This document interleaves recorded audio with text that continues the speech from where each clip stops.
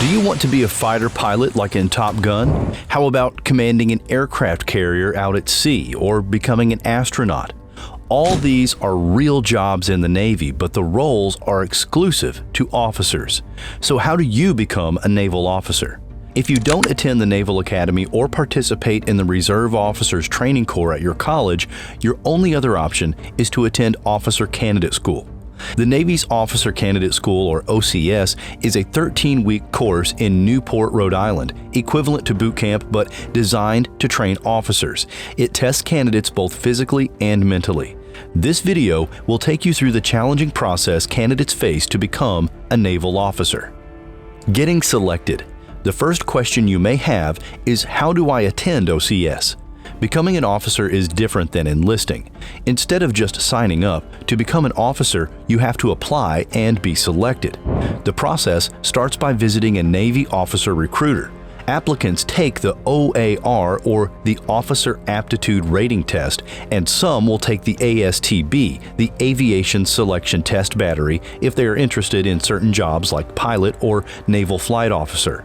Scores on these tests will determine which jobs you can be selected for. Applicants also have to submit letters of recommendation, personal letters of intent, grades from college, and more. Additionally, they will go through medical screenings to determine if they are eligible for certain jobs or to serve in the military at all.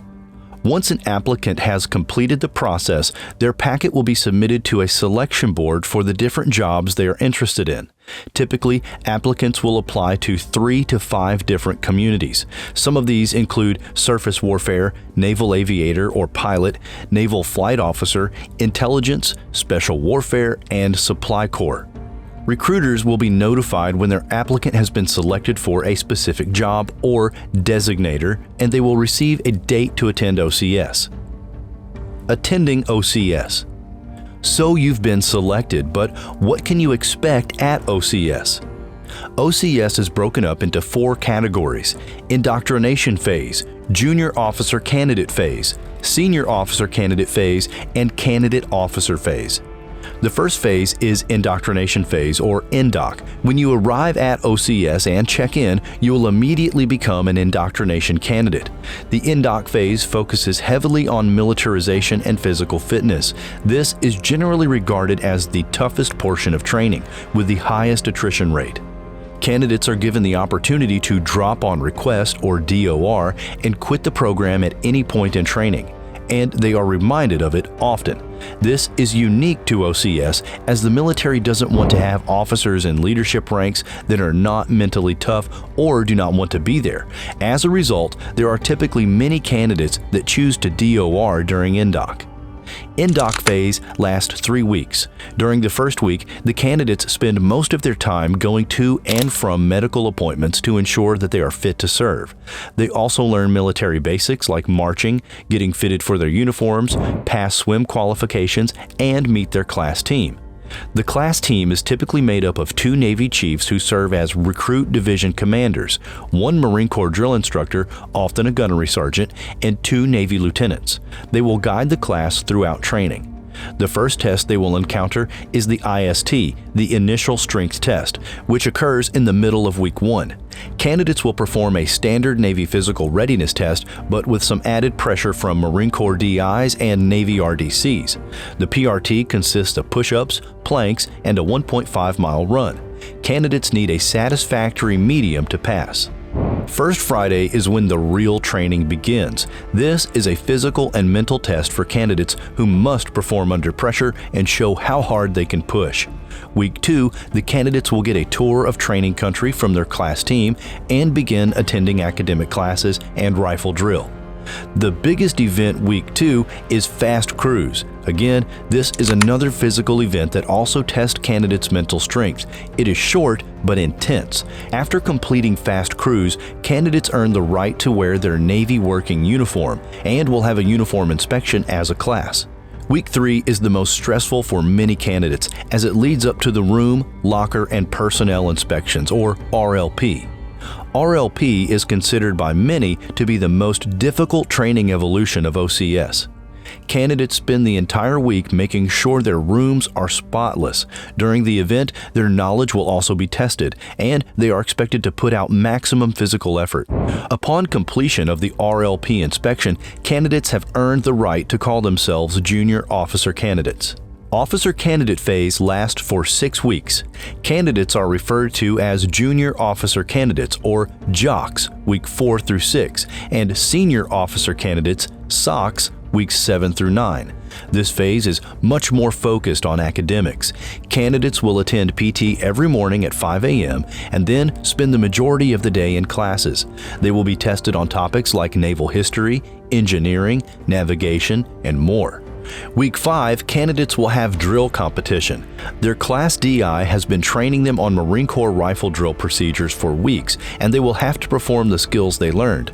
Attention to detail, precision, and discipline are the keys to success.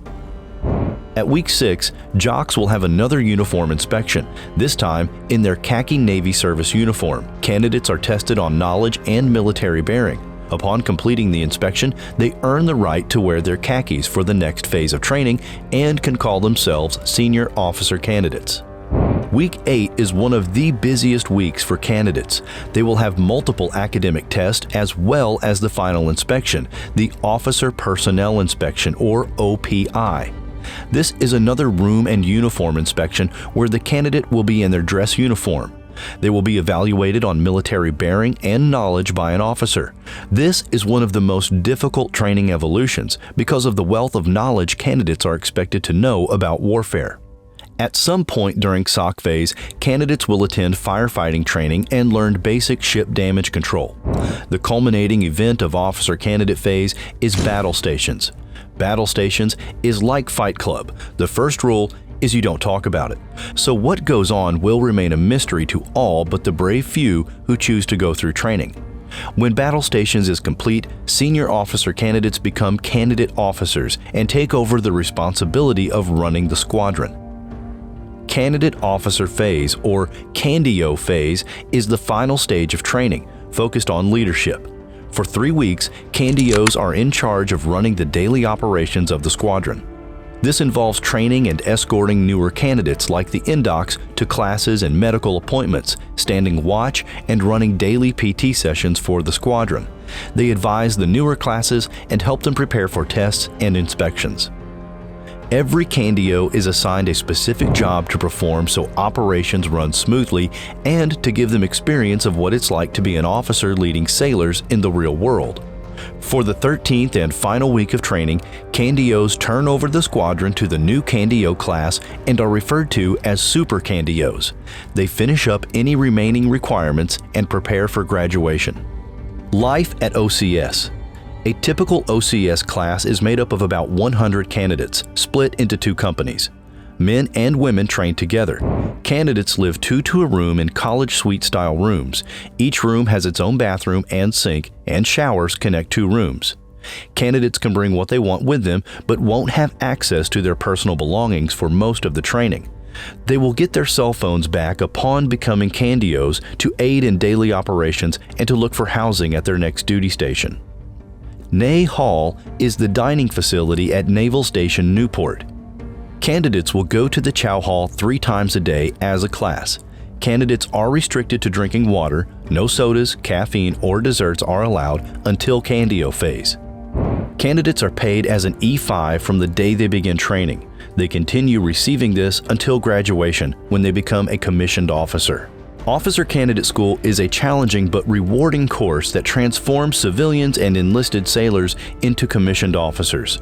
Once OCS is complete, the new officers attend follow-on training to become qualified in their specific line of work. If you like this video, be sure and subscribe to our channel for more. Thanks for watching. Until next time.